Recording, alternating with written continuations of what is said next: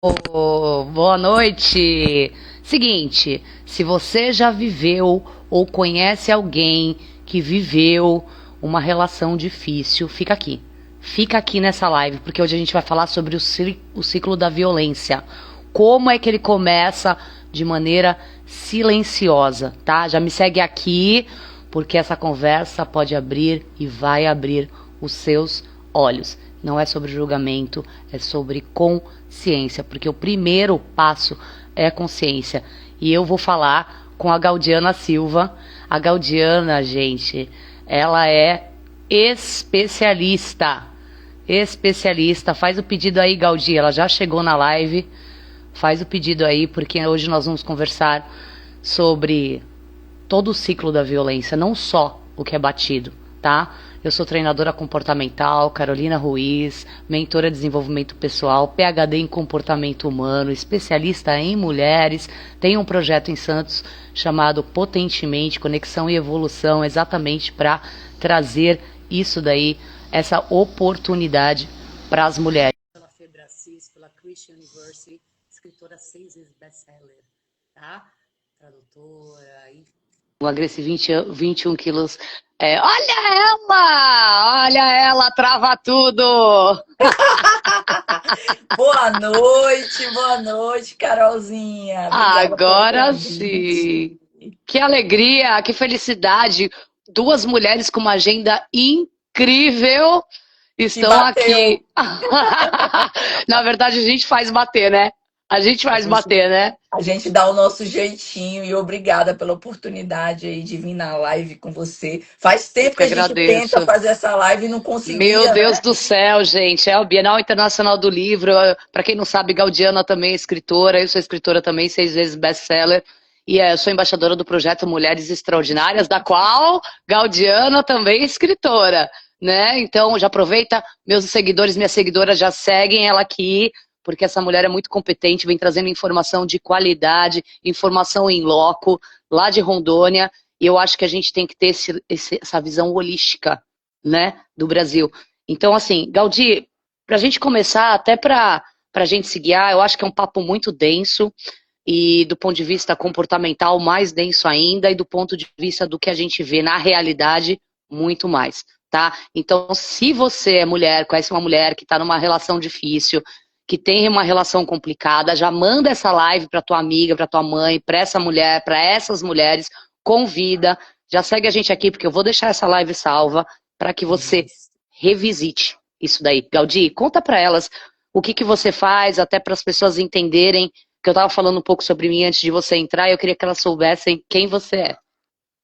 Gente, eu sou a Gaudiana Silva, eu sou oficial de justiça há 12 anos e eu sobrevivi a um casamento que houve violência doméstica. E daí, dessa experiência, eu comecei a desenvolver um trabalho com mulheres para orientá-las juridicamente, emocionalmente, para sair desse caminho de violência, do ciclo abusivo. E até hoje eu desempenho esse trabalho nas redes sociais e na vida, né? Então, hoje, aqui em Rondônia, o meu nome já é conhecido por isso, né? Eles falam, é a escritora da violência doméstica. Maravilha. Então, todos os dias eu estou orientando mulheres gratuitamente nas minhas redes sociais e fora delas, né?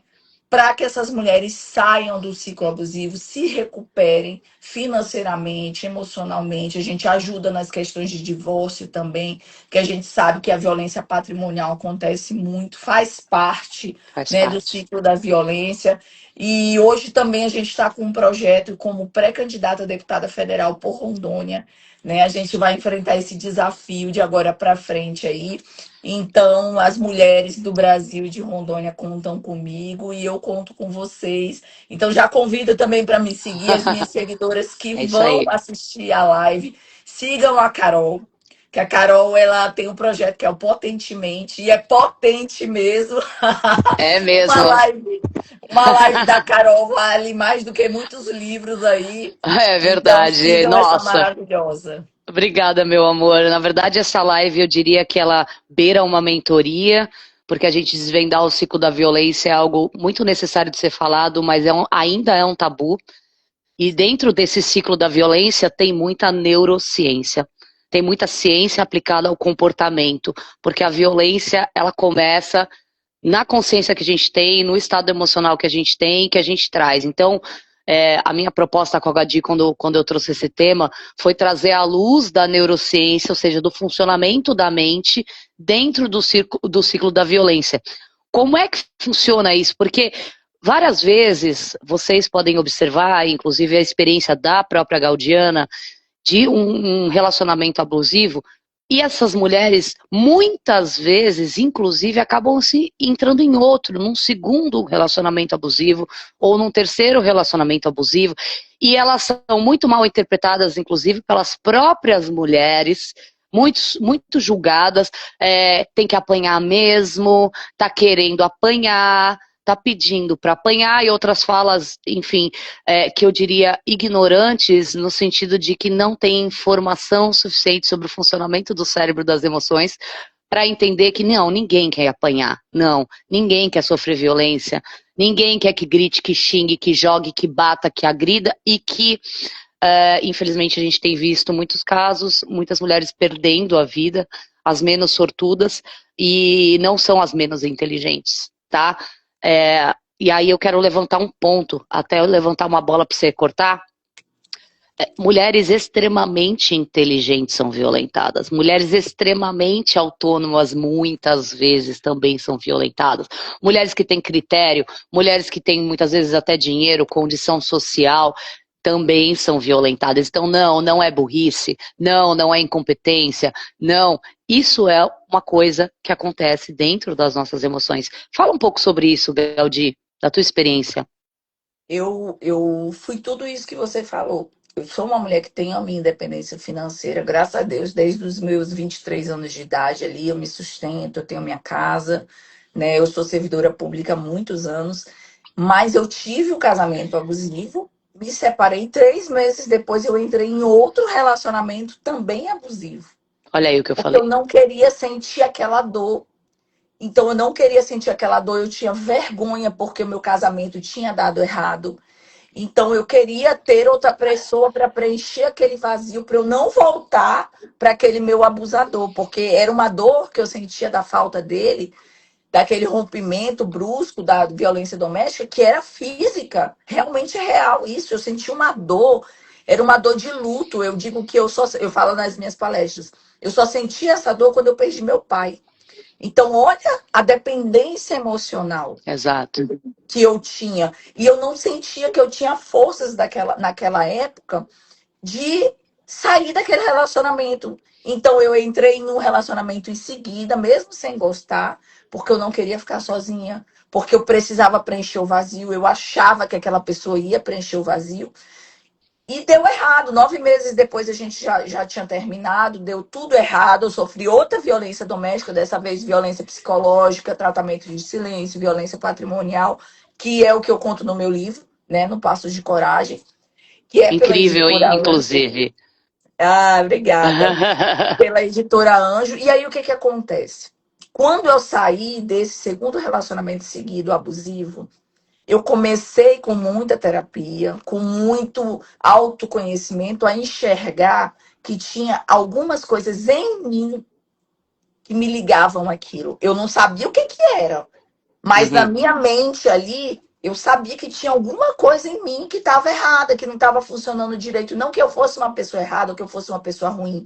Eu nunca acreditei que eu merecesse viver mal, que eu Hum, merecesse ser infeliz, que eu merecesse sofrer. Mas eu sabia que tinha algo me conectando com aquelas pessoas. E eu queria certamente. romper aquilo. Então, Certo. mesmo inconscientemente, eu comecei a fazer uma análise. E eu falei, eu vou procurar onde é que está isso. E uma decisão que eu acho que fez toda a diferença para mim, para minha recuperação do emocional da minha vida, foi que eu coloquei na minha cabeça que eu não ia ficar com ninguém durante um ano. Eu falei, eu preciso enxergar essas feridas, sentir elas, enxergar esse luto. E aí foi um luto pesado, porque foram 2 relacionamentos seguidos, não foi só um. E eu preciso trabalhar, eu preciso estudar, eu preciso ir para terapia, eu preciso entender, eu preciso saber o que está me ligando nesse tipo de pessoa, por que, que eu não estou feliz, por que, que eu não estou dando certo, por que, que eu estou aceitando migalha. né? E aí eu fui começar a trabalhar isso em mim, a ler muito, a assistir live, gente, porque mesmo que você não tenha dinheiro, você consegue hoje na internet ter acesso a muito material de qualidade no Instagram, no YouTube, no TikTok. E aí você vai pesquisando, você vai escutando um podcast, né? E aí você vai lendo um livro, você compra um livro num preço que você consegue pagar, compra um livro a cada 3 meses, mas você vai cuidando de você, É isso. né? E É. assim, eu demorei 2 anos para conseguir. Eu botei um prazo de 1 ano, mas quando chegou no final de 1 ano, eu ainda não me sentia preparada para ter um relacionamento. Eu falei, eu ainda não tô bem comigo. E se eu não tô bem comigo, eu vou aceitar o mínimo que qualquer pessoa vai me dar. Então, eu demorei 2 anos para ter um novo relacionamento, que também não durou muito tempo, mas não tem problema nenhum com a pessoa. Mas o que que mudou? A Gaudiana.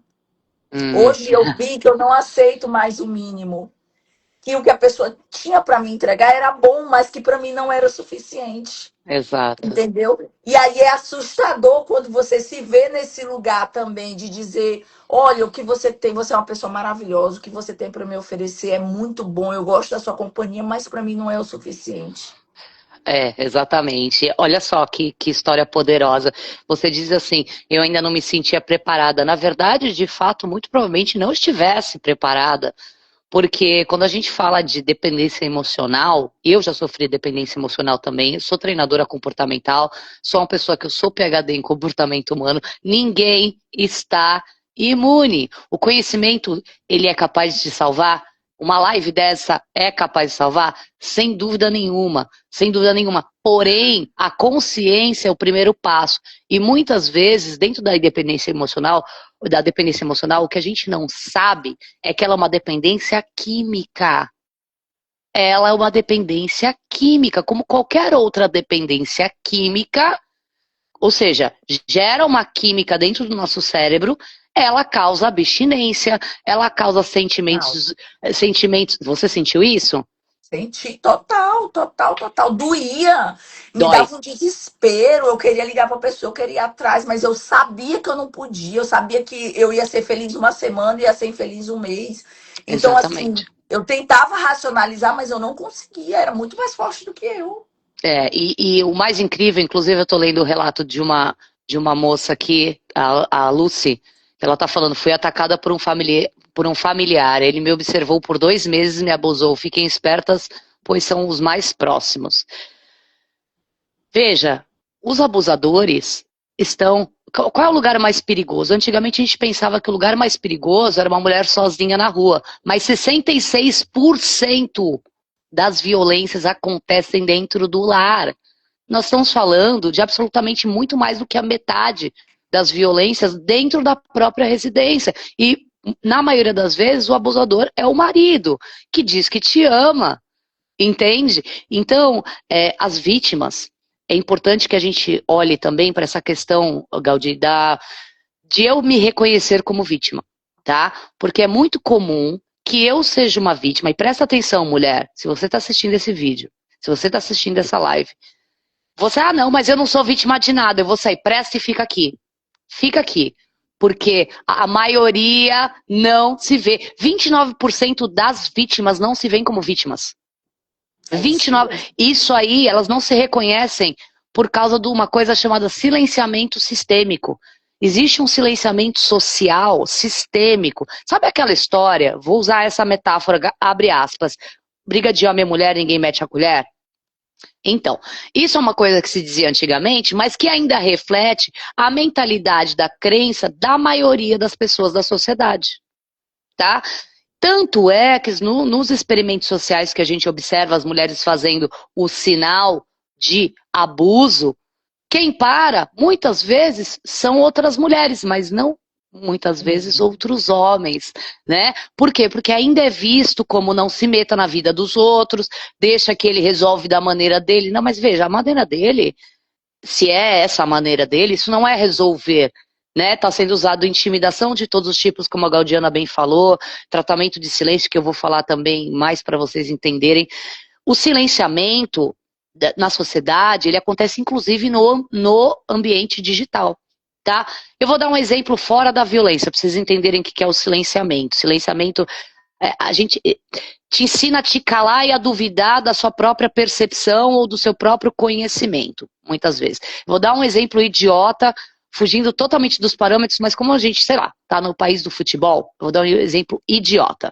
Imagina eu com essa pessoa aqui, ó, essa figura, querendo ir na internet comentar futebol, tá? Aí eu vou lá num post e eu falo, o Neymar não sei o quê, e a FIFA não sei mais o quê, e eu dou a minha opinião.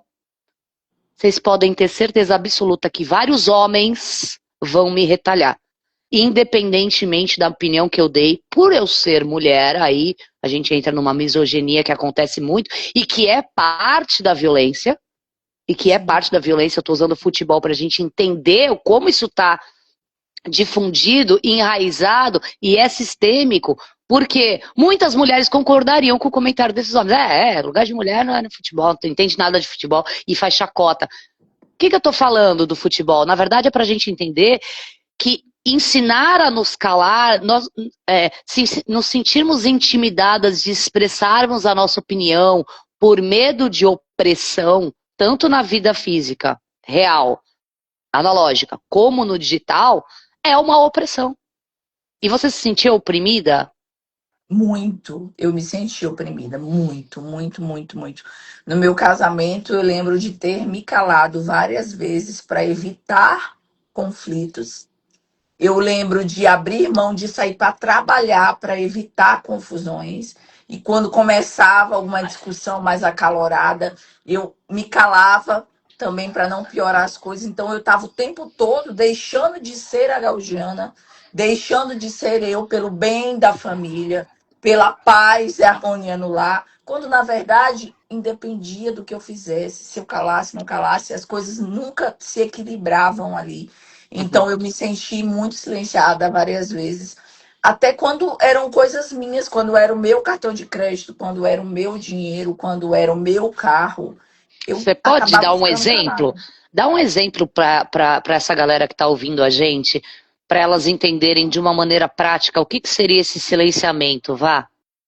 Olha, um caso aí bem, bem clássico que acontece às vezes nos casamentos, né? O equilíbrio financeiro. A gente tem um acordo de dividir as contas da casa meio a meio para a mulher que tem uma renda.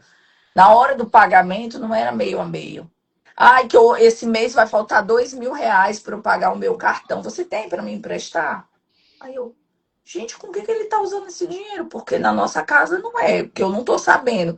Então ele usava o dinheiro dele sem compromisso nenhum, com o que ele quisesse, enquanto todo o meu valor de salário tinha um compromisso com a casa, com a família e ainda com as contas pessoais dele que eu não sabia quais eram.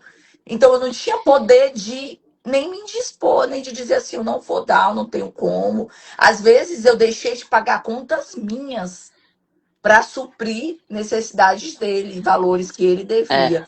Quantas eu, mulheres não fazem isso, gente? e o nome disso é violência financeira, tá? Violência Porque patrimonial. em violência patrimonial, obrigada.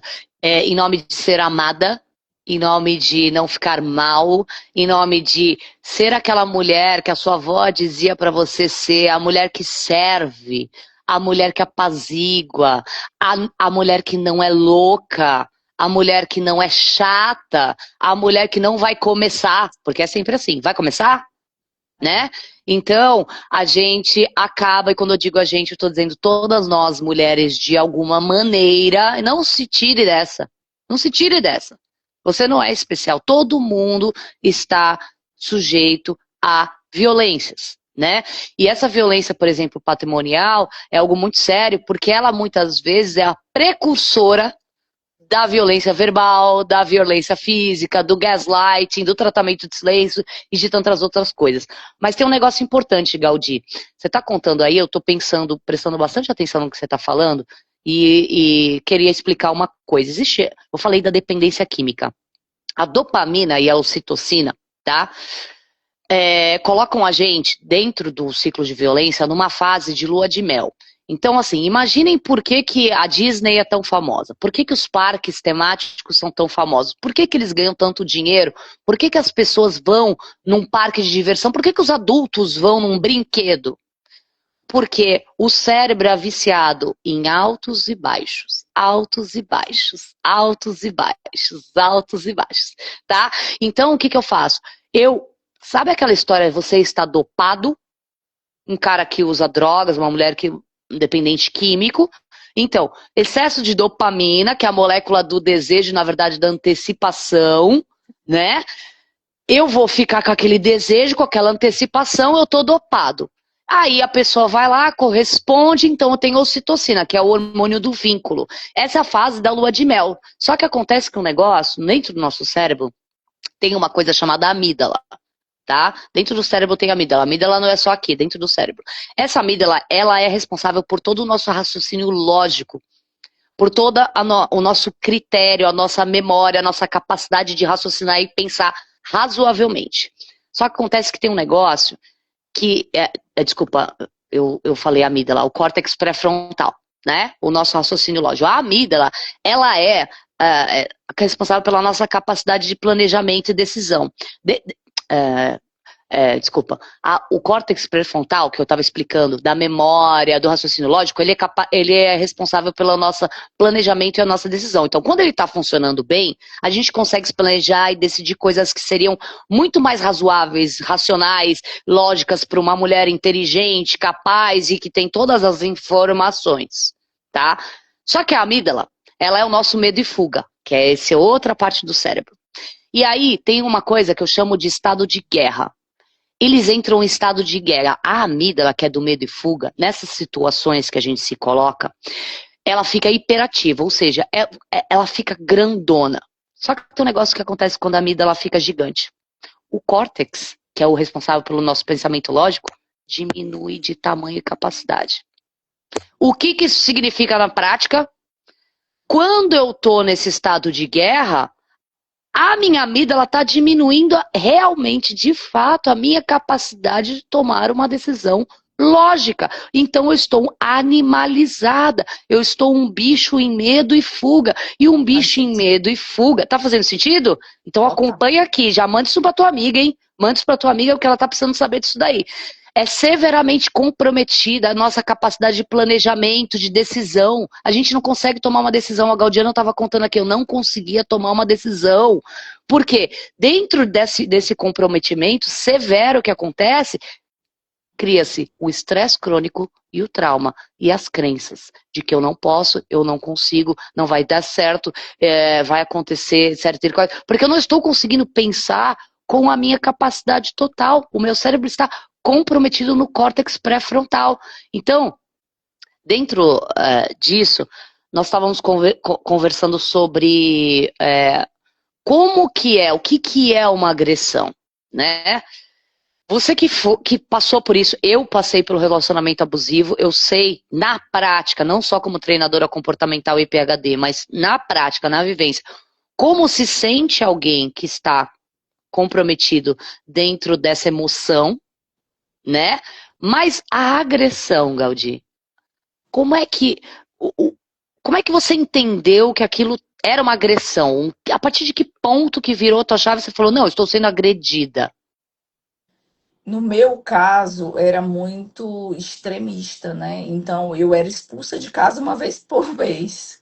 Uma vez por mês eu saía de casa com a roupa do corpo, levando meu filho. E aí dava horas, ou às vezes um dia, 2 dias, a pessoa ia atrás de mim, eu te amo, e era uma loucura, e eu não entendia, porque eu nunca tinha vivido aquilo. E aí eu dizia, não, eu tenho que voltar, porque eu tenho que tentar, essa pessoa tá doente, então essa pessoa começou a me manipular com isso também. Não, eu tô doente, me leva no médico, me leva no terapeuta, e aí ele foi ganhando mais tempo da minha vida ali. Também Isso, tem isso, essa manipulação, porque eu questionava. Eu não era de todo cega, mas é o que você falou. A gente, o nosso poder decisório, ele fica muito tolhido. A gente não tem a atitude. E é aquele alto e baixo, porque você tem a briga, tem a confusão, tem as ameaças, tem até a agressão física. mas depois tem flores, tem juras de amor, tem sexo bom, tem não sei o quê. E aquilo vai Sexo gerando ali excelente, flores excelentes, juras de amor as mais incríveis, né? postagem de declaração de amor. Então, assim, gente, desconfia quando vocês verem esses casais muito emocionados na internet. Às vezes a mulher é violentada e ela nem ela tá entendendo, Muito né? importante é o que você está Tem isso. dizendo. Tem isso, Muito então importante. vamos acordar para a realidade da vida, que nem tudo são flores que a gente vê na internet, né? Que as pessoas querem passar. Quantos e quantos casos aí, né, que a gente vê de influenciadoras que foram agredidas e a gente olhava o casamento perfeito, no seu Ana Hickman, uma outra que foi esses dias pelo cantor, ofendida pelo cantor, apanhou e tal, né? Evangélica aí, influenciadoras que tinham uma vida perfeita e a gente vê que no fundo não é. Mas voltando para a nossa pauta, eu acho que é muito viciante, sim, essa questão do relacionamento abusivo. E também o que, que acontece? No meu segundo relacionamento, eu queria me sentir segura. Sim, sem E dúvida. aquela pessoa sabia de tudo que eu tinha passado. O que é Então pior. ele me ofertava segurança no início, ele era o meu porto seguro. Então, eu Certo. preciso de dinheiro porque eu estou devendo que o outro me faliu, tá aqui. Eu preciso de um abraço, tá aqui. Eu preciso do conforto, eu preciso de um amigo, tá aqui. Então, era o cara perfeito para aquele momento de sofrimento.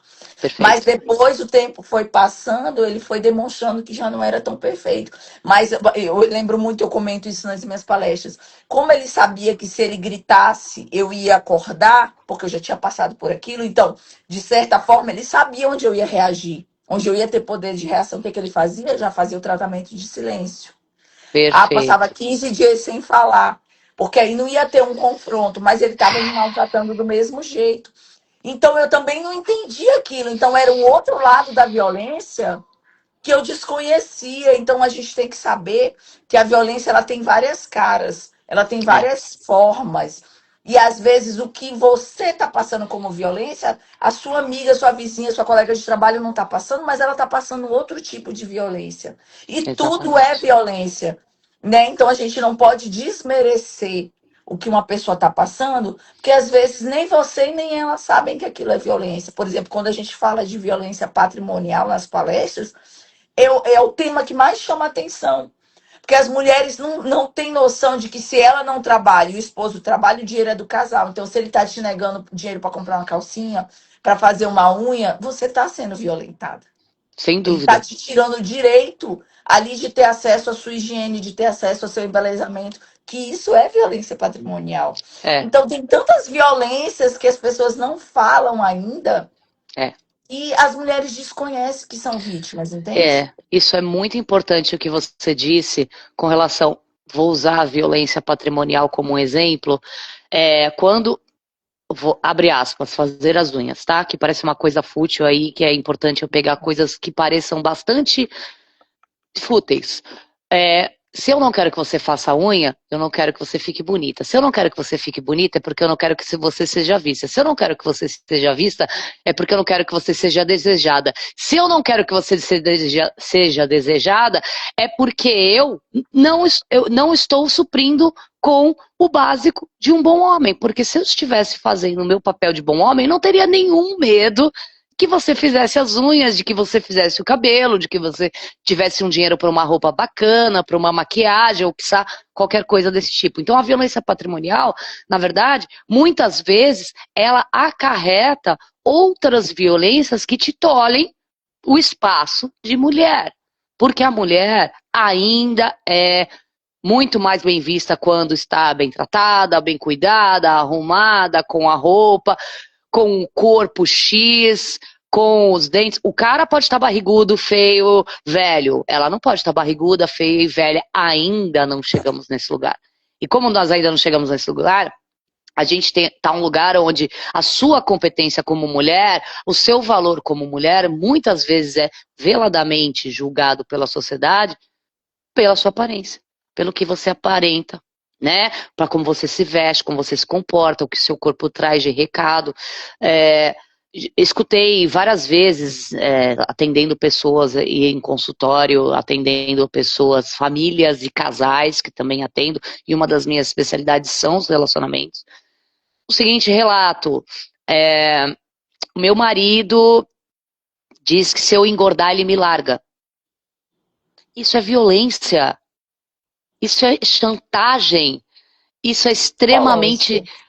É violência psicológica fortíssima. Então, existem uma Inclusive, série... Carol, Fala, só para dar mais um exemplo, também passei por isso, tá? passou por Porque isso? eu já era mãe quando eu tive esse casamento, e eu lembro que ele falava muito da minha barriga, muito. Ah, porque você tem que fazer uma abdominoplastia, porque não sei o que, não sei o que, não sei o que. Ele falava tanto e eu não me incomodava com a minha barriga.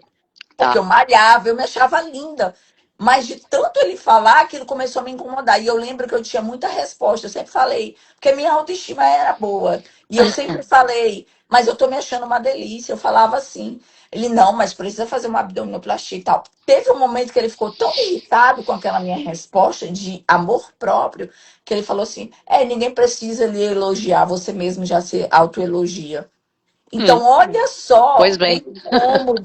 o incômodo de uma mulher que se ama, porque o homem que tem esses problemas, ele não gosta que você se ame. Ele quer te depreciar e que você aceite a depreciação e que a sua autoestima vá pro buraco, vá pro saco. Exatamente, Porque ele quer exatamente. ter controle emocional, psicológico sobre você.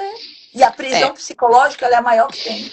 a maior que tem, a mais intransponível do ponto de vista de não procurar ajuda.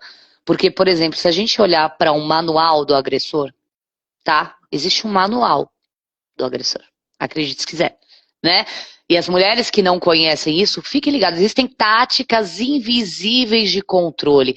A crítica é uma delas, tá? Se eu te dou uma crítica e eu digo que você mesma se elogia, eu tô dizendo que você mostra que não precisa de homem. E aí eu me sinto desvalorizado com isso, tá?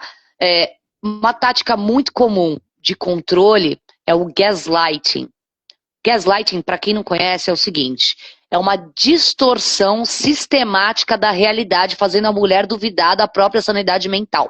Por exemplo, vou trabalhar em exemplos que eu já ouvi em consultório aqui. Ela chega em casa, ele está sentado e ela disse: amor, eu preciso que você faça janta, porque senão as crianças não vão comer, e amanhã tal hora eu preciso que você faça isso, porque hoje eu não vou conseguir, e eu vou subir para tomar um banho e tal. E aí, quando ela desce do banho, ele tá todo bravo, ela diz: por que você tá bravo? Não, porque você falou que se recusava a fazer a janta, que eu que tinha que colocar as crianças para dormir. Ela disse: não, mas eu não falei nada disso. Eu não falei nada disso. Ele falou: não, mas imagina, você falou, você é louca. Então, ele acaba pegando a fala real, transportando para uma realidade para fazer a mulher duvidar do que ela mesma fez ou falou. Tá identificando aí? Tá identificando aí, né? Total, total. Já E vivi. já viveu gaslighting. Então, e aí, questionando a própria memória e a sanidade mental dela, ao ponto dela acreditar na nova versão criada por ele, onde ela é o algoz e ele é o cara que não faz nada de errado. Então, é uma distorção sistemática que, como acontece com uma frequência insana, faz com que essa mulher realmente entenda que está percebendo a realidade de uma maneira distorcida, tá? E o gaslighting é uma técnica, uma tática de controle emocional, porque através do gaslighting eu te calo, através do gaslighting eu te faço duvidar da sua sanidade mental, eu te questiono na frente das pessoas para Eu te que isso exponho. te exponha e fique vexatório, e isso também é um tipo de agressão, né? E a Gaudiana depois pode falar melhor sobre isso. Então, assim, eu pego essa distorção que eu faço para me beneficiar, sempre tornando você o algoz dos nossos problemas, que muitas vezes nem eram problemas.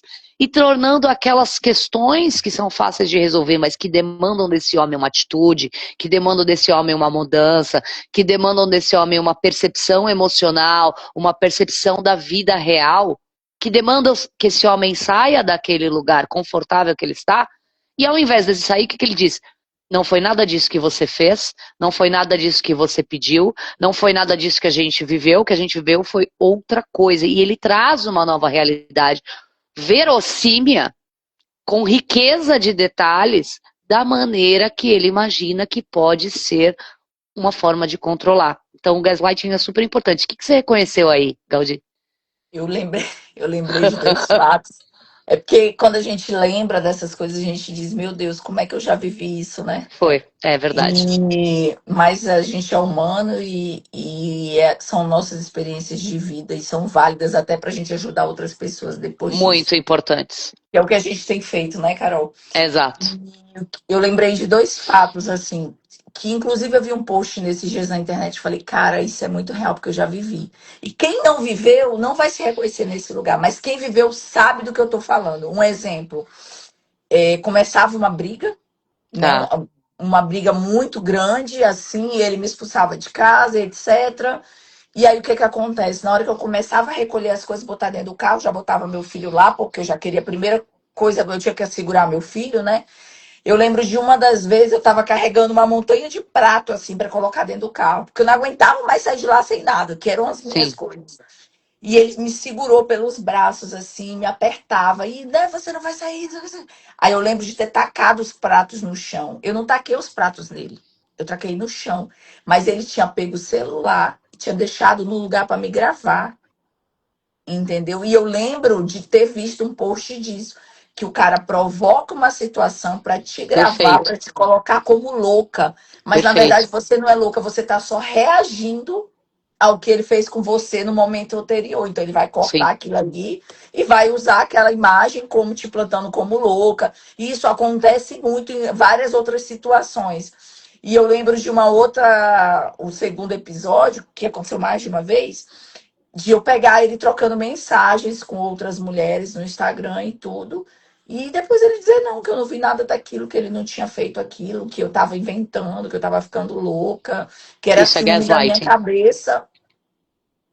Isso é gaslighting. Olha, gravem o seguinte, mulherada. Já aproveita as minhas seguidoras para avisar vocês, sigam a Gaudi, porque ela é especialista, é uma mulher que entende dos direitos das mulheres, é uma representante, super indico o trabalho dela, então já sigam ela aqui.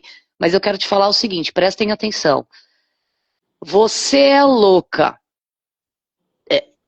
Quem vos fala é um PhD em comportamento humano. Treinadora comportamental é especialista em mulheres, tá? Não é feminista, mas é feminina o suficiente, estudou o suficiente para estar falando aqui para você o seguinte: você é louca, é o que você escuta normalmente quando você tá certa, tá? Uma outra coisa, não foi isso que você fez? Quando alguém precisa te dizer o que você fez, tem alguma coisa errada, porque todo adulto sabe o que fez. Todo adulto sabe o que falou.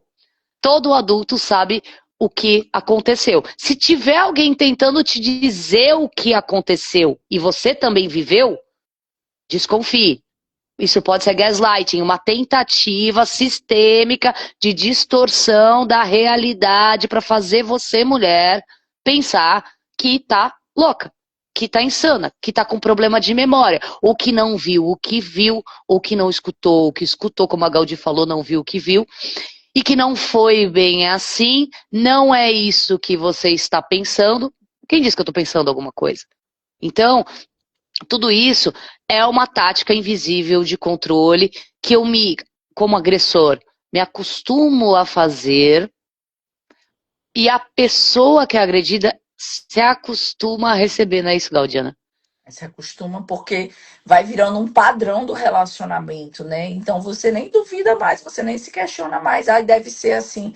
E eu falo não só porque eu vivi, mas eu já atendi várias mulheres que chegam e dizem, me contam essa situação, doutora, eu duvidei de mim mesmo. Doutora, eu É, busquei tratamento. Doutora, eu tomei remédio por conta disso. Então, assim, e outra coisa, esse tipo de abusador, ele vai te isolando. O isolamento social é importante a gente tratar, porque ele vai te isolando dos teus amigos, da tua família, de qualquer pessoa que possa dizer assim, olha, acorda, olha, ele não presta, olha, ele tá fazendo isso com você. Então, ele vai te isolando, vai te colocando numa redoma, daqui a pouco você não tem amigo, não tem vizinha para conversar, não tem colega de trabalho, não tem ninguém para ele manter aquele controle ali sobre você e você não ter nem alguém para perguntar, será que isso é normal? uhum, exatamente, exatamente. E te isolar da sociedade é uma forma de conseguir fazer melhor o gaslighting, porque quanto mais ele te isola, mais ele consegue trazer uma distorção da Manipular. percepção, porque aí o seu convívio é só com ele, então ele consegue ter uma manipulação mais controlada, né? E é um jeito de eu te tratar. Quando a gente fala de agressão, tem um negócio que eu gosto muito de falar, porque quem assiste muita televisão ou fica rolando muito feed da internet, tá acostumado a ver agressão, enfim, agressões horríveis, homéricas, né, físicas, verbais que passam a ser físicas e tal, que combinam aí em reportagens. Então a gente tem na nossa cabeça que a agressão é alguém caindo, é alguém se machucando, é vociferando, é o soco, é um empurrão. Isso é agressão, claro que isso é agressão, pelo amor de Deus, tá? Só que existe uma agressão. Sabe como é que é? Eu vou te falar um negócio, Gaudi, que eu não sei se você sabe, talvez a maioria das mulheres não saibam disso. Sabe qual é a maior dor que você pode provocar no ser humano? A A maior dor psicológica, para mim, é psicológica. é o isolamento. Por isso é que as pessoas condenadas são presas isoladas da sociedade. Não é só para preservar a sociedade, mas aquilo é um tratamento Sofrer. chocante para a emoção. Para a nossa emoção, que nós somos seres criados, como diria Augusto Cury, para socializar, que somos seres sociais e sociáveis e que precisam disso. Nós precisamos disso para a nossa saúde mental. Eu isolar alguém, tratar alguém com silêncio, que significa o quê? Não me comunicar com um ser humano que precisa de comunicação. É trazer uma dor que atua dentro do cérebro no mesmo lugar da dor física. Às vezes, e por muitas vezes, a ciência já comprovou que essa dor ela é mais importante ou tão importante quanto do cérebro, quanto a dor física da dor. A dor real. Então, você estando isolada, tendo tratamento de silêncio ali, você está sentindo dor física. E você disse isso no começo da live. Né? Eu sentia dor física, o meu corpo doía. Porque isso se processa dentro da mesma área do cérebro, Gaudiana. Então, o tratamento de silêncio é um outro tipo de prática dentro desse manual do agressor. E é uma arma de exclusão que gera a dor da invisibilidade. E dentro disso, ativa os centros da dor física no meu cérebro. Então, quando eu excluo alguém, quando eu rechaço alguém, quando eu escolho não falar com alguém, eu estou dando a pior punição que eu poderia dar a qualquer ser humano, porque o ser humano ele necessita da troca e da comunicação. E quanto mais a mulher é amorosa, é comunicativa, tem a troca e necessita disso, maior a força do agressor, porque ele percebe o quanto isso a deixa numa situação terrível. Tá?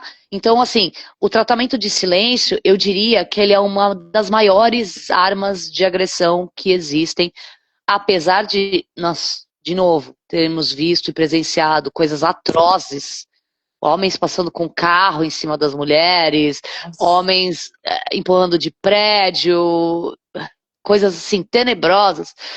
Eu não quero comparar, mas é que é tão difícil a gente falar do intangível, da dor emocional que causa uma pessoa 20 dias em silêncio com você dentro da mesma casa, dormindo na mesma cama, sob o mesmo teto. Isso daí causa uma dor física tão grande e a mulher ela não consegue manipular a emoção que isso gera. Porque a dependência química, aquela montanha russa que eu comentei, ou seja, hoje está tudo bom. Por que que as mulheres, vou fazer uma pergunta aqui estruturada. Por que que as mulheres que são agredidas voltam a se relacionar com agressores? Porque tá tudo muito ruim, tá tudo ótimo, excelente. Tá tudo muito péssimo, tá tudo excelente, excepcional.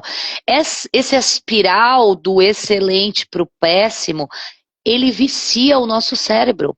E aí eu volto a me relacionar, porque está muito ruim, daqui a pouco a gente vai se entender e vai ficar excelente. Inclusive tem músicas e pessoas que dizem, verbalizam, a gente faz amor e o amor é muito melhor depois do que a gente briga. Por quê? Porque você é uma Essa dependente química, dependência. querida. Você é uma dependente química. Se você precisa Carol, brigar, fala. me veio até na cabeça essa questão. Porque depois que você sai dessa situação de dependência química, altos e baixos, aí vem um hormônio, outro e tal, quando você vai ter um relacionamento saudável, você estranha. Porque você Sim, está tão acostumado com a montanha-russa, com briga, que você acha morno. sem Você dúvida. acha sem graça. E, gente, o amor, ele é uma estabilidade. Ele é uma estrada reta. Ele não é essa montanha russa, né? As relações Ah, saudáveis é isso, é você saber que você vai conversar com a pessoa, que você vai resolver. Você se sente segura de fato. Então, a é. insegurança, a briga, a montanha russa é um relacionamento que não é saudável. E quem viveu um relacionamento não saudável sente muita diferença e às vezes não se sente bem no relacionamento saudável se não estiver curada ou curado. Uau, você está falando um negócio gigantesco e agora eu tenho que falar um pouquinho de crença de primeira e segunda infância, então. Sabe por quê? Por que que eu fui abusada emocionalmente não é sexualmente, é emocionalmente, pelo meu pai ou pela minha mãe, na primeira e segunda infância, até os 7 anos e depois até os 12 anos. Por que que eu, quando vou lá me casar, me relacionar, procuro um homem que me agrida, me xingue, ou faça gaslighting, ou tratamento de silêncio, ou qualquer outro tipo de agressão? Por quê? Porque isso é um padrão. Isso é um padrão. Dentro do nosso cérebro, nós sempre vamos perceber e querer ter perto de nós situações de dores conhecidas, ao invés de felicidades desconhecidas. Eu prefiro, o meu cérebro, ele é um chat GPT. Ele nunca vai dizer eu não sei. Ele sempre vai te dar uma resposta, por mais horrível que essa resposta seja. Tá? E aí, você tem que prestar atenção e saber que você está falando com o seu cérebro. Ele sempre vai te dar uma resposta, que ele vai procurar dentro dos arquivos killer, das janelas killer ou das janelas light que ele tem. E dentro dessas janelas killer, se eu fui criada pelo meu pai e pela minha mãe, que me amavam, que são os meus tutores, que me consideraram, mas que dentro dessa criação cometeram agressões verbais, físicas, xingamentos, tratamento de silêncio, gaslighting, agressão verbal, que muitas vezes é pior para uma criança do que agressão física, tá? Na maioria das vezes, inclusive, né? Quando eu tenho um companheiro que faz a mesma coisa, o meu cérebro me dá a seguinte informação: esse lugar é seguro, isso é amor. Isso é que Fica. eu sei lidar.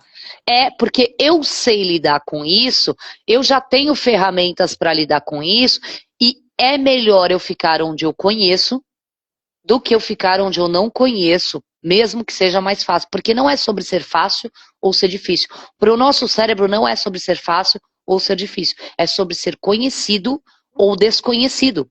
E é por isso que tantas mulheres que viveram essa dinâmica familiar estabeleceram a crença de que amor gera dor, de que tá tudo bem o homem se apossar da mulher porque via o pai fazer isso com a mãe, né, de várias maneiras. Então, reconhecem um padrão afetivo dentro desse relacionamento e reproduzem esse padrão para honrar a família. Porque quando. E aí, vou abrir um outro parênteses aqui que eu quero o teu parecer sobre isso também. Quando eu digo pro meu filho assim, ó, você é um bagunceiro mesmo, ô menino bagunceiro, que deixa tudo largado, ô menino sujo, que não toma banho. Bom, esse menino, escutando isso, ele vai crescendo. E eu tô achando que eu só tô educando meu filho lá no dia a dia, tá? E aí, com o tempo, ele vai ficando bagunceiro, largado e sujo, porque diga que é ouro e ouro será, diga que é prata e prata será, para honrar a família, para fazer parte da família. Porque como a mãe, a matriarca, dizia a ele que ele era aquilo, para que ele faça parte da família, ele se torna, caso não seja. Ele se torna bagunceiro, ele se torna aquilo que diziam sobre ele. E isso daí é um movimento inconsciente. Então, se eu na minha primeira e segunda infância sofria abuso emocional com gritos, xingamentos, tratamento de silêncio, gaslighting, táticas de controle emocional dos meus pais, consciente ou inconscientemente, eu vou buscar pessoas que exerçam esse padrão sobre mim. Então, o que eu queria que você falasse mais é se você reconhece esses padrões vindo da tua infância de alguma forma e falasse mais para elas sobre a tua experiência desse viés. Reconheço sim, reconheço que realmente faz sentido. Uma coisa que eu reconheço assim da minha infância era a vontade de querer agradar para ser amada, para ser reconhecida. E Perfeito. eu trouxe isso para a minha vida sentimental adulta, né? E hoje eu trabalho ainda contra isso, né? De buscar que eu tenho que ser amada por quem eu sou, nem, não pelo que eu faço ou pelo que eu ofereço. Então, é isso, é inconsciente mesmo que você vê que tem esse padrão. E depois que eu me tornei mãe, eu não quis trazer muita coisa do exemplo da minha criação. Aqui em casa a gente tem muito afirmações positivas. Vou explicar melhor. Esses dias meu filho virou do nada e falou assim: Mamãe, sabe por que, que eu amo estar com você? Eu falei: Por que, filho? Que ele é bem assim, ele has 9 anos, mas raciocina sobre as coisas de uma forma melhor que a adulto. É, sem Falou, porque dúvida. você é uma pessoa muito positiva. Tudo que acontece, o pior que acontece, mamãe, você dá um jeito de transformar numa coisa do lado bom para a gente olhar o lado bom. Então eu não tinha isso na minha casa. Mas quando eu gerei um ser humano e eu comecei a ter a minha família, eu falei, e eu já fazia terapia, né, gente? Claro que esse não é um movimento que surgiu do nada, né? É um É, trabalho que a gente faz de anos. Eu já 9 anos que eu faço terapia. Eu falei, tem coisas que eu não vou repetir na minha família, a que eu estou formando. E eu digo minha família que somos eu e meu filho. E a gente é uma família, nós dois. Então, aham, na minha família, na minha casa, eu não quero viver algumas coisas que eu via dentro da minha casa.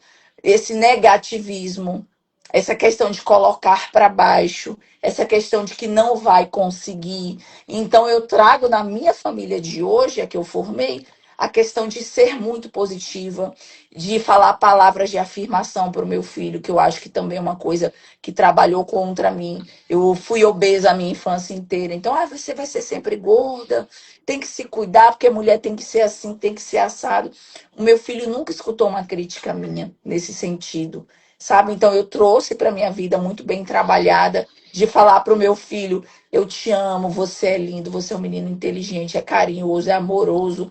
Aí ele fala: mamãe, se ele falar alguma coisa sobre ele mesmo ruim, de repente que ele ouviu na escola ou em outro lugar, eu falo: filho, não se desvalorize. Quem tem que amar você em primeiro lugar é você mesmo. Você uhum, tem que dizer que eu sou isso, sou aquilo, você é isso e acabou. Se as pessoas falarem ao contrário, não aceite, não traga para sua vida. E eu acho perfeito. que isso faz tanta diferença no Muita, adulto. muita No diferença. Ó, adulto. é, no adulto. A Andrea tá até falando, faz toda a diferença para a criança e também para o adulto. E eu digo mais, isso que você está dizendo, se você quiser acrescentar alguma coisa para você usar e continuar fazendo isso com o teu filho em casa, diga para ele o seguinte: o seu cérebro acredita em tudo que você diz e você é o primeiro a se ouvir. Então diga Maravilha. coisas inteligentes sobre você mesmo, porque você é o programador do seu cérebro. Nós somos responsáveis por aquilo que colocamos no programa do nosso cérebro. Então, tudo que você diz sobre você, você nunca pode se maldizer. Você, quando você tiver um defeito, mas aí quando eu tenho um defeito, eu vou ficar me enganando. Eu escuto muito isso em consultas, tá? Não, você não vai ficar se enganando. Você vai dizer, em tal coisa eu preciso melhorar. Em tal coisa eu preciso aprender. Em tal outra coisa eu posso melhorar. Então, filho, você não é gordo, mas você pode melhorar a sua dieta. Sua dieta é muito boa, ó, te vi comendo fruta outro dia. Nós temos que fazer reforço positivo. Então, assim, quanto à educação que a gente dá, o reforço positivo, ele abre caminhos neurais, porque o nosso cérebro é uma massa plástica. O nosso cérebro tem neuroplasticidade. O que é neuroplasticidade? A neuroplasticidade é como se tornasse o nosso cérebro uma argila. E dentro dessa argila, ela é moldada pelos hábitos. Então, se eu tenho o hábito de me maldizer, se eu tenho o hábito de xingar, de esbravejar, de vociferar, De de gritar. maltratar, de maltratar até os outros, eu vou ensinando meu cérebro que quando alguém me trata assim, esse é meu hábito. Ele puxa o hábito e manda ver. Puxa o hábito e manda ver. Como eu disse, é um chat GPT. Quando você dá o prompt para ele, ele vai criando hábitos e te conhecendo e ele vai tratando, vai criando vai tendo mais neurônios na área da reatividade, mais neurônios na área do auto-julgamento, da dor. E tudo isso, quando a gente entende que dentro da educação que a gente está dando, inclusive vou dar um treinamento esse mês lá no Potentemente sobre isso, sobre todos esses padrões de maternidade. E a gente, principalmente com os meninos na parte da tratativa social e com as meninas nessa parte do caminho da potência, né, estratégias de reconhecimento de padrões, eu entendo que eu chego, o meu filho vai pensar, quando eu estiver me sentindo gordo, eu olho no espelho e eu falo pra minha filha aqui em casa, esses dias ela foi mal na prova e disse assim, eu sou burra, eu não gosto de estudar, né? E aí eu falei assim, vem aqui. Levei ela na frente do espelho e falei, olha pra lá. E ela começou a chorar. Quando ela olhou nos próprios olhos no espelho, ela já começou a chorar. Eu disse assim, diga, eu sou capaz. Eu sou capaz. Não, você vai olhar pra você, não é pra mim que você tá falando, é pra você. Eu sou capaz, eu sou inteligente, eu sou sagaz, eu sou criativa. Eu sou tão criativa que às vezes eu me atrapalho. Eu sou. Vai falar. E vai repetir, e vai falar, porque tudo que a gente repete cria caminho neural. O nosso cérebro vai criando uma estrada de neurônios e a nossa função é passar com o caminhão nessa estrada. Só que não dá para passar com o caminhão numa estrada interditada, numa estrada esburacada, numa estrada com um buraco. Então, se tem um buraco ali, se eu tenho uma falta ali da minha infância, onde eu não fui validada, onde, como você disse pra gente, eu tinha que ser doce para ser amada, eu tinha que concordar para ser bem aceita. Então, quando eu me vejo tendo que ser bem aceita, eu concordo com coisas que eu não concordo. E eu faço coisas que eu jamais faria se eu tivesse na minha razão, se a minha emoção não tivesse sendo meu guia. Então, eu até vou aproveitar para a galera que está aqui, já manda essa live para sua amiga, para sua mãe, para sua irmã, já segue a Gaudi aqui, porque realmente essa live é muito importante, tá, gente? Mas façam perguntas, podem fazer perguntas. Eu sou PhD em comportamento humano, treinadora comportamental, Gaudi, especialista em direito da mulher. E tá fazendo um trabalho muito bonito.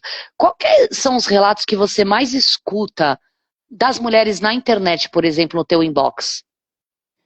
Muito, eu acho que o campeão é violência doméstica, mas principalmente na questão do divórcio, de como as mulheres se veem enganadas durante todo o casamento quando acontece o divórcio, porque aí a ficha cai, né, de que elas não têm nada, de que o homem pegou as coisas, de que o homem enganou, de quanto que elas foram violentadas em vários aspectos. Então eu recebo muitos relatos todos os Tá. dias muitos relatos delas contando a história do casamento, da relação em que elas foram enganadas, sofreram, foram violentadas, foram roubadas, furtadas, né, no caso.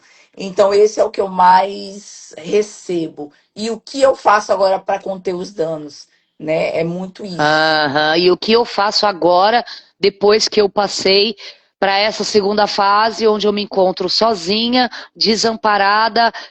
Então, é interessante porque assim, a gente tem que identificar os gatilhos e as fases do ciclo do abuso nessa escalada, porque a violência é uma escalada. A violência não começa no padrão absurdo. A violência, ela vai, primeiro ela se mexe, depois ela engatinha, depois ela senta, depois ela anda, depois ela corre, depois ela pula, tá? E Então, o fala, abusador, ele vai te testando, né, Carol? Ele quebra um copo na parede, você se calou, você não brigou, você recuou, na próxima ele vai tentar te enforcar. Ou se isso, ele chuta uma porta, na próxima ele está quebrando teu celular. sim. Então ele vai testando os limites. Ele vai testando os limites da vítima dele e aí ele vai piorando as agressões. Realmente é uma escalada. É uma escalada e assim, o único caminho, o primeiro caminho para tudo é a autoconsciência, tá? Então, se você quer ter mais autoconsciência, você tem que ler mais e você tem que andar mais com mulheres que têm autoconsciência desenvolvida, ao invés de ser a melhor da mesa. Seja Seja e pior. aceite a pior da mesa, sente em mesas onde você possa aprender, onde você tenha ambiência, porque o ambiente importa. Sabe aquilo que seu pai, seu avô te dizia, diga com quem andas que eu direi quem és? Sinto muito, mas é Verdade. verdade, porque você vai estar em um ambiente onde é aceito violência dentro de casa, então as suas amigas vão te dar conselhos que podem custar a sua vida. tá? Se você está num ambiente onde briga de homem e mulher, ninguém mete a colher, cuidado, pode custar inclusive a vida dos seus filhos, como nós vimos acontecer em pessoas matando os filhos para punir a mulher, tá? Então, a gente precisa estabelecer conosco, limites inegociáveis antes de conhecer o relacionamento, o agressor. Porque se esses limites não estiverem muito bem estabelecidos, ao nos relacionarmos dentro daquele espiral que ensinei para vocês, quando nós estivermos lá em cima do espiral, nós tendemos a negociar limites. Nós tendemos a passar por cima dos nossos valores. Então faça a seguinte pergunta para você: quais são os meus valores que são inegociáveis? Tá? Eu não negocio, vou dar um exemplo, que fale alto comigo, eu não negocio que use o meu dinheiro sem a minha permissão, eu não negocio que Deixar de quebre tomar um café com coisas. as minhas amigas. Ou seja, sair com as minhas amigas, ou de repente botar uma maquiagem bonita e fazer uma foto no Instagram que eu gosto. Não negocio isso. E aí eu faço essa foto, vou dar um exemplo bem fútil, tá? Eu faço essa foto no Instagram e ele vê, ele diz apaga. E eu vou lá e apago. Porque eu sei que se eu não apagar, a minha vida vai ficar um inferno, ele vai fazer um inferno, vai dizer, vai fazer, vai falar, vai me fazer sofrer, vai me fazer chorar, não vai valer a pena, e der só uma foto. E aí eu começo a me dar justificativas. E através das minhas justificativas, a me colocar no lugar de quem negocia os próprios valores. Tá? Então, eu vou ensinar até uma técnica, se você me permite, Gaudi, que eu acho que é uma técnica que serve muito para essas mulheres. Faça o seguinte: escreva numa folha de papel quais são seus 20 valores. Coloca os números de 1 a 20.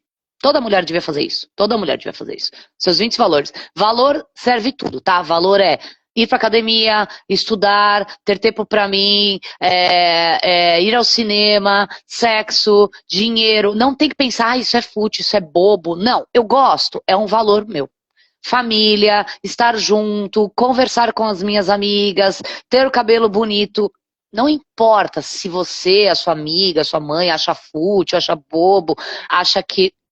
Não é para você julgar os seus próprios valores. Você vai fazer essa lista de 20 valores, uma folha de sulfite. E você vai começar a escrever. Você vai ver que no começo vai estar super fácil. Depois do 8, 9, 10, começa a ficar a igreja, aí bota, ir pra igreja, aí começa a ficar mais difícil de achar. Vai até o 20.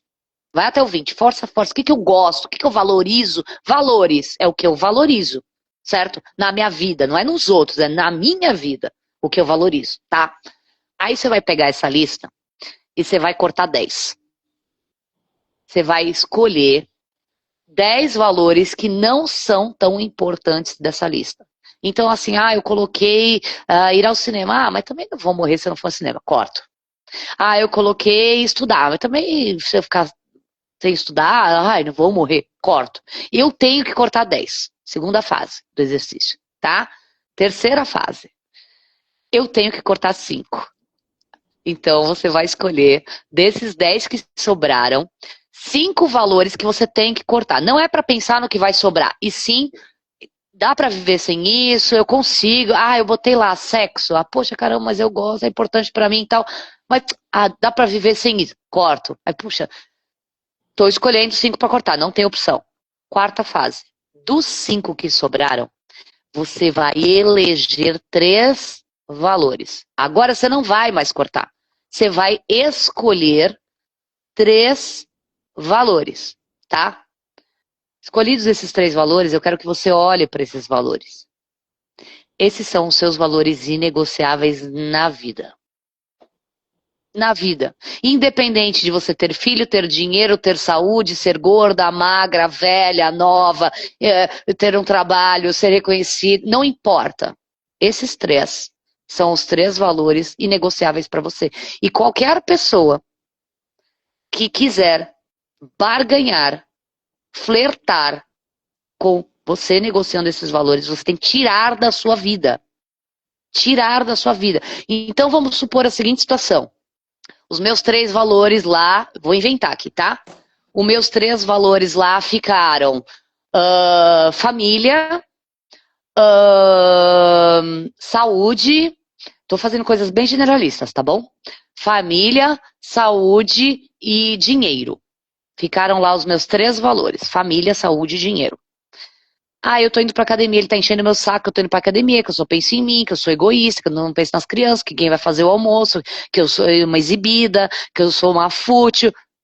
Saúde. Presta atenção. Valor saúde. Tá sendo infringido. Tá sendo infringido. Aí nunca tem dinheiro pra nada, é um falido, tá sempre reclamando de dinheiro, tá sempre pedindo dinheiro, tá sempre minguando dinheiro, tá sempre nervoso por causa do dinheiro e desconta em mim. Valor dinheiro. Tá mexendo no meu dinheiro, que eu considerei um valor muito importante, não é porque eu sou fútil, não. Tô inventando aqui a situação, né? É porque pra mim dinheiro é lazer com os meus filhos, pra mim dinheiro é escola boa pros meus filhos, pra mim dinheiro é um teto, pra mim dinheiro é água quentinha saindo do chuveiro. Ué, tá bom? E aí eu acabo me colocando como negociadora dos meus valores, tá?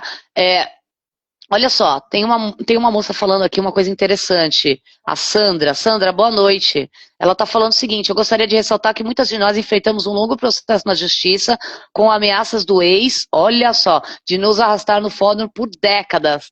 Gaudi, comenta isso aqui. Comenta isso Isso, aqui, porque. isso se chama violência processual. O que que acontece? Os divórcios, quando você não é bem assessorado por uma advogada especialista de família ou um advogado, você acaba virando refém dentro do processo. Porque o homem vai usar de várias armadilhas, primeiro, para que o divórcio demore muito, para que você não tenha acesso aos seus bens e a valores. Então, às vezes, a mulher não consegue sustentar esse processo ao longo dos anos e acaba fazendo um acordo que é ruim para ela porque ela não consegue ficar muito tempo, 5 anos, por exemplo. Não existe a mulher ficar assim 5 anos sem direito a acesso à casa que ela tinha com ele ou a metade da venda daquela casa. E também acontece que o homem faz de tudo para arrastar esse processo por muito tempo, para minar a condição da mulher e vai entrando com outras ações contra aquela mulher. Ah, Perfeito. tem tomação de alienação parental, dizendo que a mulher não deixa ver os filhos ou faz a cabeça dos filhos. Entra com uma ação de dano moral por conta disso. Ação de busca e apreensão do carro do casal. Então, o cara vai enchendo aquela mulher de processos para que ela desista dos direitos dela e entregue o processo de bandeja para ele. Mas isso tudo, gente, vai depender de quem você contrata para te representar. E não caiam na armadilha que muitos homens fazem. Ah, eu vou contratar um advogado só para resolver nosso divórcio. Porque Hum, você não tem dinheiro, você mulher, por conta da situação do divórcio. Geralmente a mulher sai muito mal, realmente não tem isso aqui, ainda fica com o menino para cuidar e sustentar sozinha. Aí ela diz: não tenho dinheiro para pagar um bom advogado, vou fazer com o advogado dele que já resolve logo. Ou então, vou lá no cartório assinar um acordo no cartório com ele. Não façam isso sem passar por um advogado que lhes represente e diga para você: é possível assinar esse acordo ou é ruim para você. Se você não tem dinheiro para pagar agora, combina com o advogado.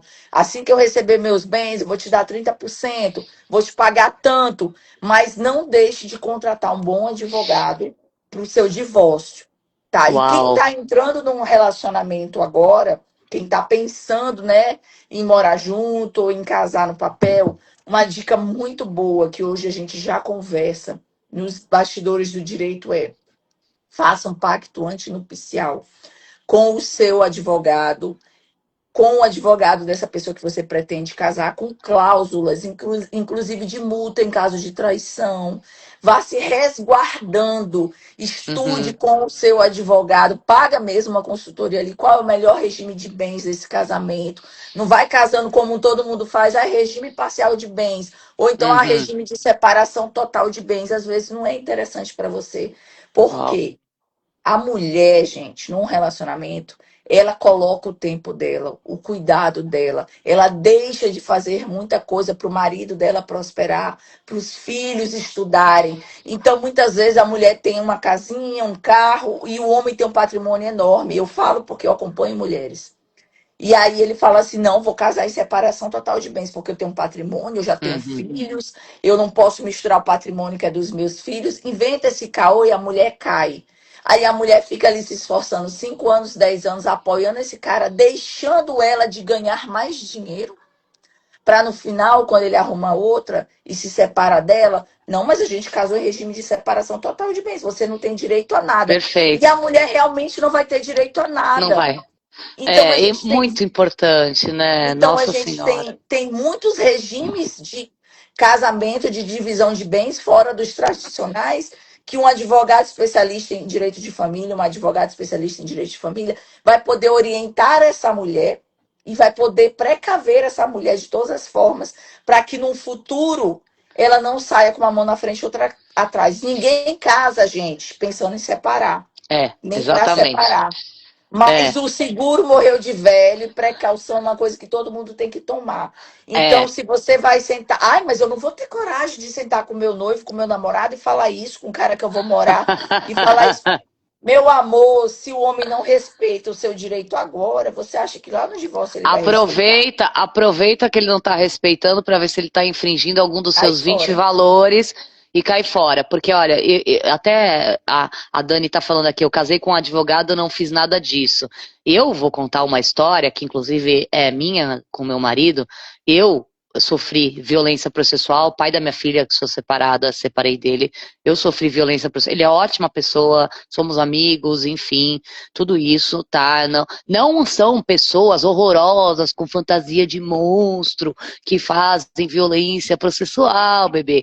São pessoas doces, gentis, mas que se recusam a fazer o que você precisa. Então, por exemplo, eu morei sob o mesmo teto, sob a alegação de que eu não tenho para onde ir, eu preciso de uma guarida. Nunca foi pago um aluguel, morei sobre o mesmo teto, tive prejuízo financeiro, emocional, etc e tal. E durante essa guarida, a minuta do divórcio ia para advogada, quando voltava ele dizia assim, ah, mas eu não concordo com isso, volta para advogada. Ah, mas eu não concordo com a pensão, volta para advogada. Ele ia ganhando tempo, isso é violência processual, tá? Sim. Então a gente precisa ver o que a pessoa, às vezes intencional ou não intencionalmente falando, porque muitas vezes você, mulher, acaba perdoando certas coisas. Já manda para aquela tua amiga lá, essa live, aquela lá que você tá pensando, Importante, gente. manda, Clica no manda. aviãozinho aqui, manda e É, diz: olha, assiste essas mulheres aí que elas são é, especialistas e elas estão exatamente. falando para o nosso bem, né? Exatamente. Então, eu, que sou treinadora comportamental, sabia muito bem o que estava acontecendo, sofri essa violência processual. Quando eu me dei conta de que ele não ia sair daqui enquanto eu não assinasse da forma que ele queria a minuta do divórcio, eu teve um dia que eu surtei, né, que a gente fala, né, que eu fiquei de saco cheio, Deu um e basta. eu falei assim, como é que você quer que esteja o acordo de divórcio? Ele quer que esteja assim, assim, assim. É isso, é isso. Eu falei para ele o seguinte, isso é legal.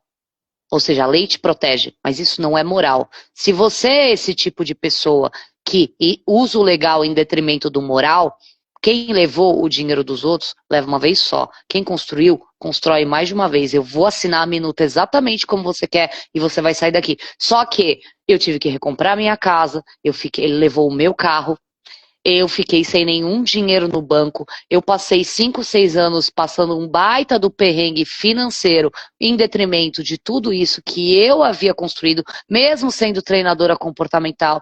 Então é muito importante que a gente entenda que não é só uma questão de conhecimento. Eu sabia o que estava acontecendo, eu sabia que aquilo era uma violência processual, só que eu estava em meio a um divórcio.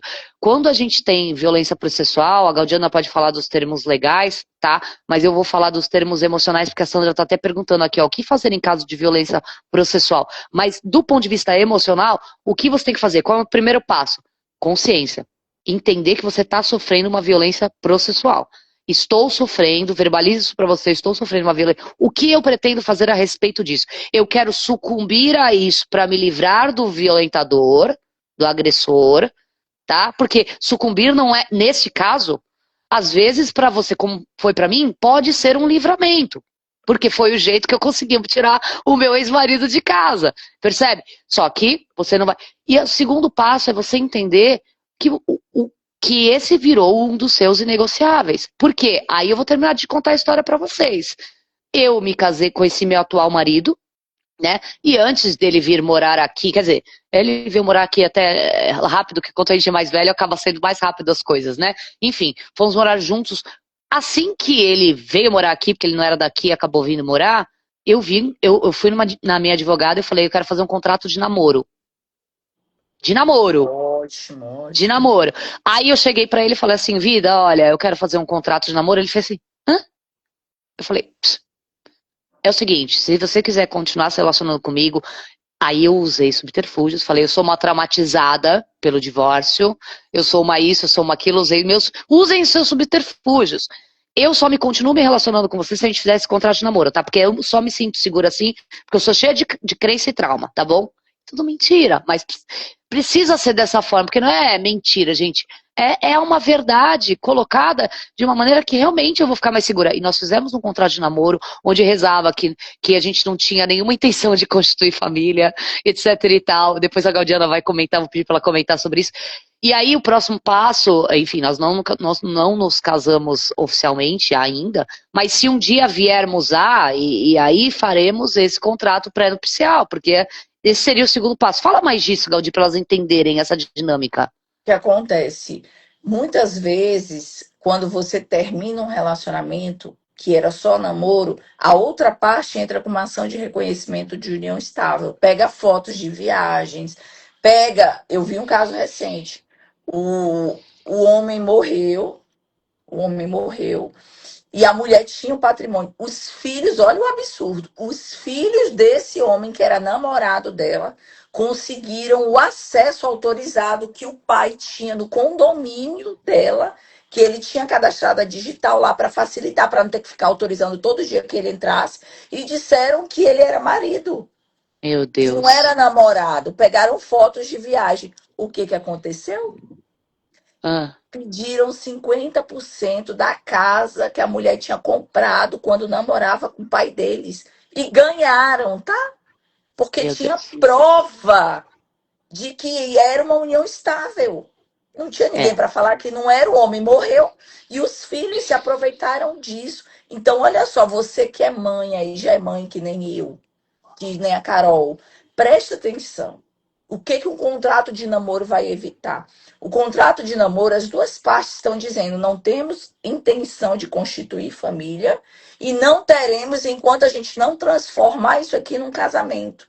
Então, os seus bens estão assegurados, o que você adquirir durante aquele namoro e ele também. Então, o contrato de namoro é muito importante para qualquer pessoa que tenha renda, gente, sabe? Então é importante, porque por mais que o cara não esteja na sua casa, ele pode entrar com uma ação. Ah, mas ela postou na internet lá, meu namorado. aham. Cuidado com o que vocês postam, cuidado com a exposição, porque tudo vira prova depois contra você mesma. Então é importante ter esses documentos. O contrato de namoro é muito válido, esse instrumento para a E mulher qual se seria o próximo autoproteger. passo para essa mulher? Porque assim, tem muita mulher hoje, inclusive eu atendo muitas delas, que estão numa situação dessa, ou seja, conhece, começa a namorar. Ah, eu de repente fiz meu contrato de namoro. Qual seria o próximo passo? Porque essa pessoa já mora comigo e tudo mais, para eu me resguardar dessa violência patrimonial. O que, que a gente pode fazer e deve ser feito?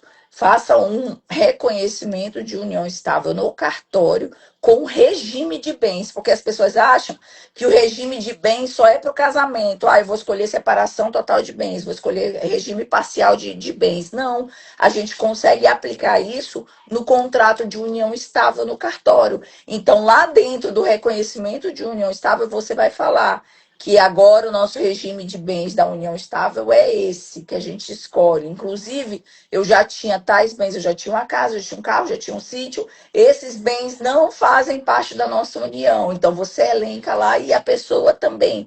Muito importante que haja esses documentos. Porque, gente, se você não documenta, você abre um espaço enorme para qualquer construção de verdade ser aceita como verdade na justiça.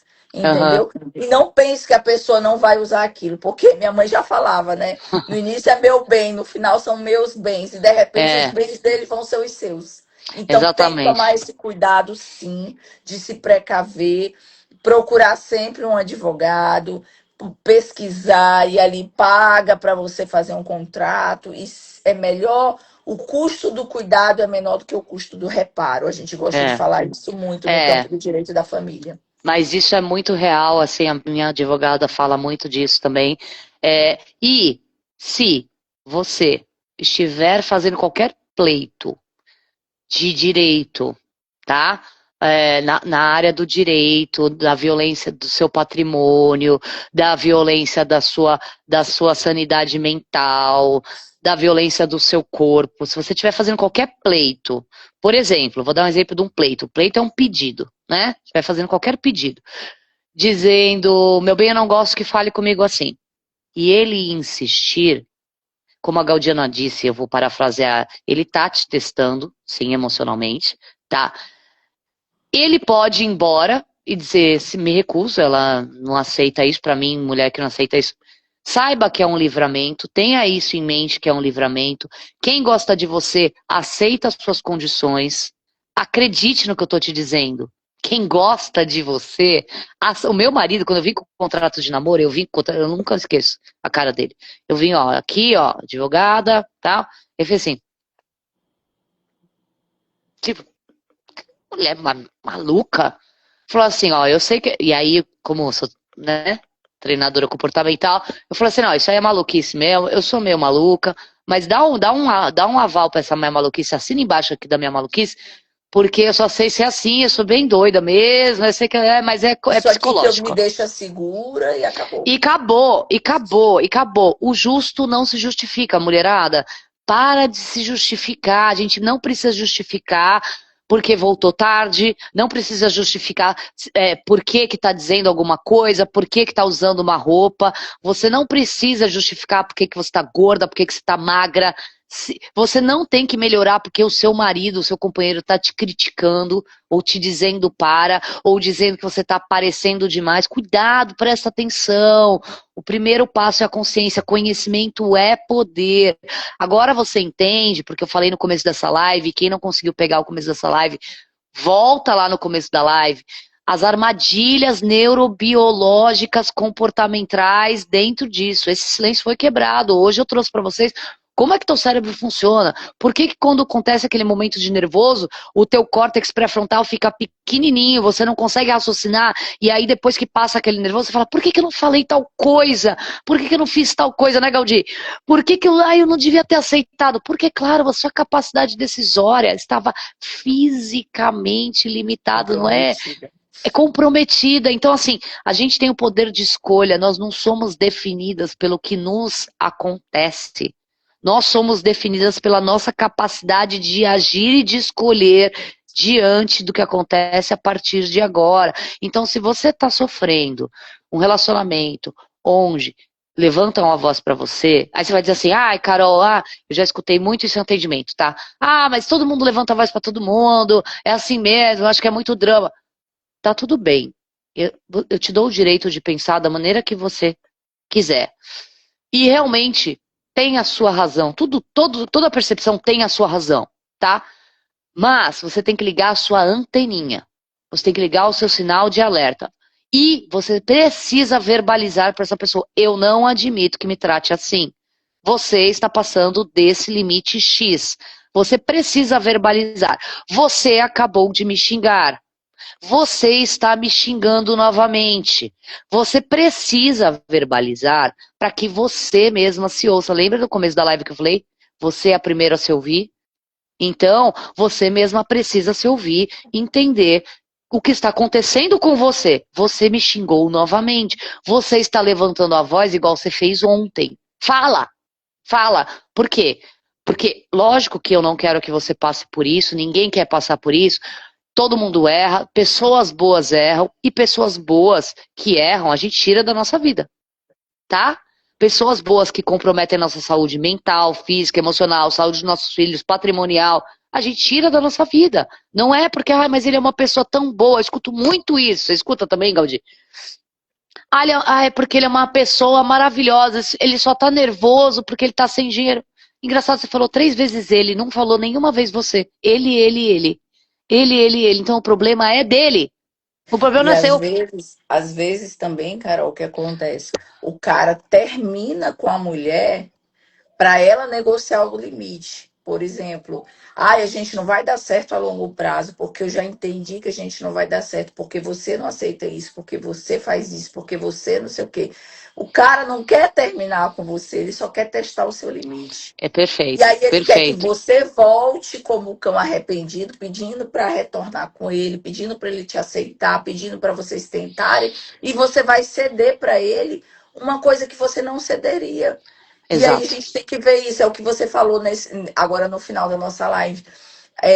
A pessoa está te testando mesmo. E você tem que entender como um livramento. Porque não é só, gente, você olhar as coisas boas do relacionamento. Você tem que analisar friamente o que, que ali não estava me fazendo feliz. Quais são as cobranças que eu fiz para aquela pessoa que ela não quis melhorar, que ela não atendeu. Isso é exato. negociável ou é inegociável? Por exemplo, Isso, presença. Essa pessoa não está nos momentos que você precisa, não está nos seus bons momentos. Essa pessoa só está à noite ali com você, só está quando ela quer, quando ela pode, quando ela precisa. Isso é negociável? isso me Você está interessa dessa disposta? forma. Então é isso, você tem que ser racional. E eu digo que não é ser egoísta, é ter amor próprio. Então Perfeito. eu acho que toda relação, namoro, ficar, relacionamento sério, não sério, casamento, respeito por você em primeiro lugar e depois Isso. pelos outros. Se essa pessoa não está te respeitando, não está te entregando o que é mínimo para você, para que você está com essa pessoa? E eu acho que a vida ela é tão abundante e eu sempre falo para as mulheres que eu atendo, enquanto você está perdendo o tempo, e aí fica até, vou precisar finalizar, que eu tenho uma reunião daqui a pouco, Sim, mas eu queria deixar essa mensagem para todas as mulheres que vão assistir a gente, quem é minha seguidora, eu quero que siga a Carol, essa maravilhosa, vocês viram tanto que ela já entregou nessa live, quem chegou até aqui, e se você vai mandar para alguém, diz, segue a Carol, segue a Gaudiana, mas o que eu quero deixar de mensagem para todas as maravilhosas as mulheres que estão nos assistindo, independente da idade, tá? Se você é idosa, se você é novinha, se você é uma mulher de 30, de 40, de 50, de 60, de 20, de 15. O mundo é tão abundante, gente. A vida, ela tem tanto para dar de bom pra gente, que se você perde o seu tempo com alguém que não é bom para você, o cavalo alado, o homem bom tá passando do seu lado e você não vai enxergar porque o seu perfeito. olhar tá voltado para aquele homem que não é bom o suficiente. De repente ele é bom, mas ele não é Maravilhosa. bom o suficiente para você. Se dê a oportunidade de viver o melhor que a vida tem para te dar. Não aceite o mediano, não aceite o ruim, porque o bom Deus vai te dar, Ele vai É, colocar na sua vida. Mas você tem que estar com as mãos abertas para receber. é Sabe, eu falo isso. isso, você tem que estar com a mão aberta, com o coração limpo, com o coração aberto para receber o que é bom, porque o bom vai vir na sua vida. Acredite Nossa, que você é merecedora disso, né? Eu acho que depois que eu entendi isso, eu me tornei uma mulher muito feliz, independente de quem está ao meu lado, porque eu é, sei que eu mereço o melhor. E se não é. é bom para minha vida, não é o melhor, eu descarto, sem peso na E consciência. isso é tão incrível, mulherada. Nossa, põe isso daí no repeat várias vezes. Eu vou completar, pra gente encerrar essa live, eu vou completar dizendo primeiro a mente mente, engana a gente, tá? Eu quero muito que você se lembre que a sua mente mente pra você e que te engana. E quando a gente aceita qualquer coisa, para quem não sabe para onde está indo, qualquer caminho serve. Então, a gente não é só entender dos nossos direitos e saber que nós temos o direito de escolha, mas nós devemos honrar o fato de nós estarmos vivos e que a morte, quando me encontre viva, me encontre sendo eu, num espaço onde eu Elegante. possa ser, exercer, falar, ser vista. Muitas vezes não vão concordar, mas que eu possa ter espaço, que eu te garanto o direito de você dizer até onde você me garante o direito de eu também dizer. E isso é se relacionar de uma maneira emocionalmente saudável, onde eu me excedo, eu peço desculpas e eu digo, olha, me excedi, eu não pretendia. Isso é normal, gente, não é sobre isso que nós vamos conversar aqui hoje. Erros com seus parceiros, com a sua parceira, é normal. A questão é que se tem alguém levantando a mão e dizendo assim, esse erro para mim não está dentro dos valores que eu aceito, e eu não aceito que você cometa esse erro de novo. E se ele é cometido de novo, eu quero que, além de prestar atenção, que você tome uma atitude, porque uma ação pode salvar gerações. Uma decisão é capaz de salvar gerações e de salvar vidas. Uma decisão sua pode salvar a vida dos seus filhos. Isso é muito sério. Isso é muito Verdade. sério. Então, assim, como treinadora comportamental, eu já convido vocês a me seguirem aqui. Sigam a Gaudiana. Ela é especialista. Você que é mulher, eu vou postar essa live aqui no feed, vai ficar aqui para você poder enviar para a galera. Mas eu acho que a gente terminar falando que uma decisão é capaz de salvar sua vida, de dar vida, de encher de vida a sua vida, de te encher de si, para que você se reconheça com o direito de ser, de se exercer, de ser quem você pode decidir o que é, e não quem o outro pode decidir o que você é. Então eu acho que é sobre isso, né, Gaudi? A gente veio falar aqui com o maior amor com vocês, cada uma com a sua, com o seu conhecimento, com a sua visão desses pontos, para que a minha visão possa complementar a visão dela, que é uma visão mais Com jurídica e uma certeza. visão mais de experiência de vida, e que a visão dela possa vir completar no meu perfil para vocês, com uma mulher que viveu e que vive todos os dias essa realidade e que troca tantas informações, então acompanhem aí. E eu quero te agradecer pela live, foi muito gostoso, eu Foi uma sempre gosto, delícia e foi sempre gosto. um aprendizado para mim, né? Eu digo que sempre que eu tô com pessoas como você, eu estou aprendendo. Porque, gente, Amém. independente da gente saber ou não, o nosso emocional ele tem que ser treinado todos os dias, como a Carol muito bem ensinou a gente hoje aqui. Então, sigam essa maravilhosa. Obrigada pelo espaço, obrigada pela oportunidade de aprender com você.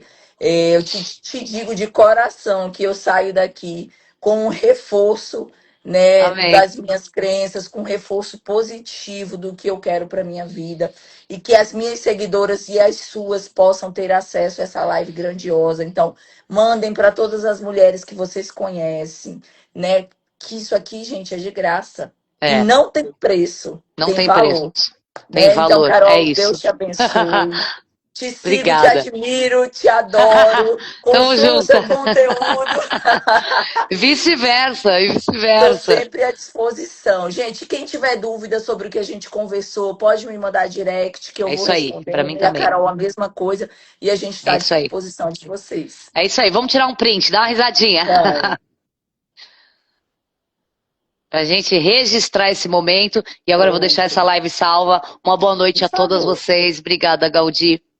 Até a Obrigada, meu amor. próxima, com Beijo. certeza. Até. Tchau. Até. Tchau.